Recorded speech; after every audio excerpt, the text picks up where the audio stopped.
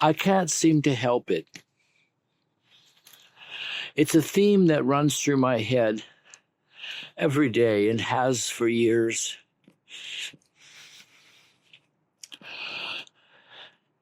I call it my own 1984 for two reasons.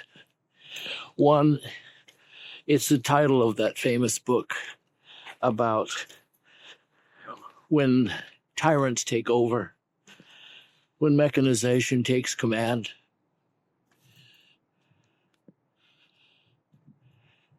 And second, it was the year I was fired from printmaking, which was the only teaching that I ever loved. Yes, I call it my own little 1984.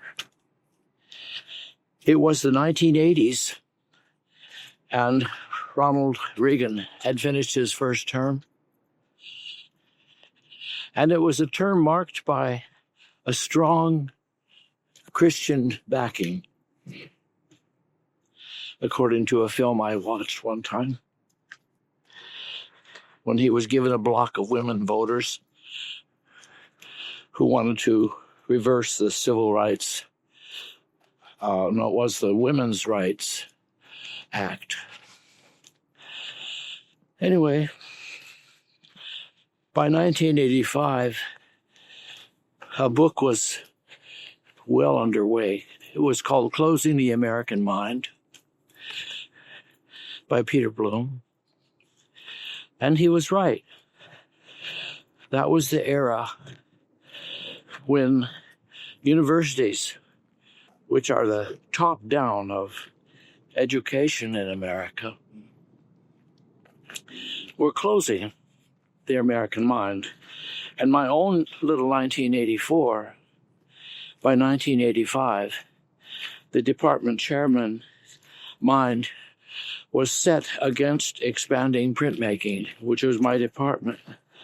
And I was doing avant-garde work, advanced work, justified, I felt, by a travel around the world, see what other major thinking thought centers, leader centers were doing. Indeed, I was right.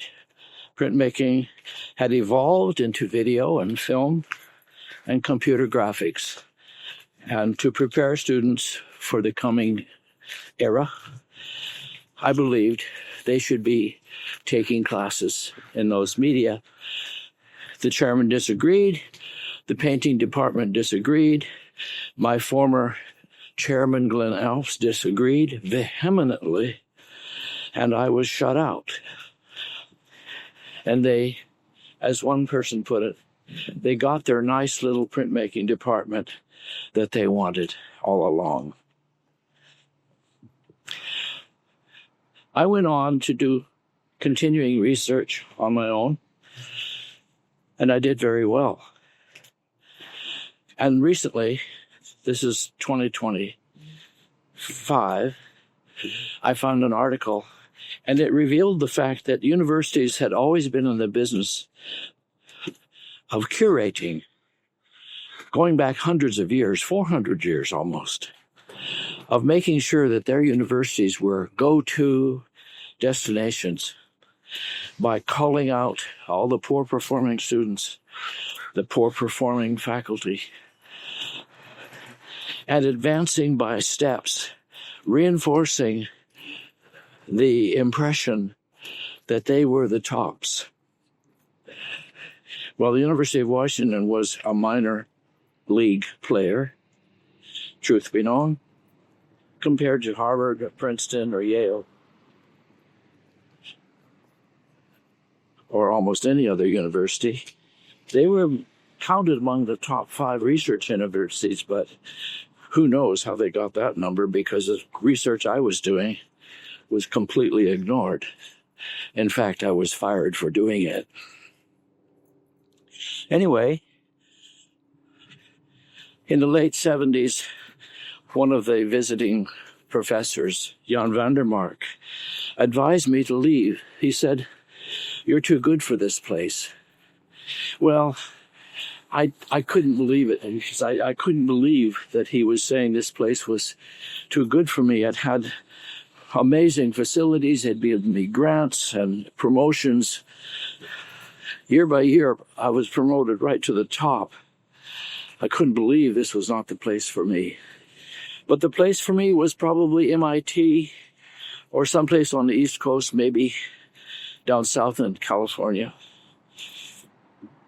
After all, my former students actually went to school in Palo Alto. So anyway, now the name of the game is curating, and that's what I do. I'm curating my collection, my legacy, and I'm interested in those students of curating and archiving. What's going to happen to them? I'd love to write to them and show them that there is such a thing as a curating business, particularly with senior artists like me who have a legacy, a storage of artworks unsold, ready for the market in a new recontextualized world where art is no longer an investment for its own sake, but it's art for an investment in a new endeavor.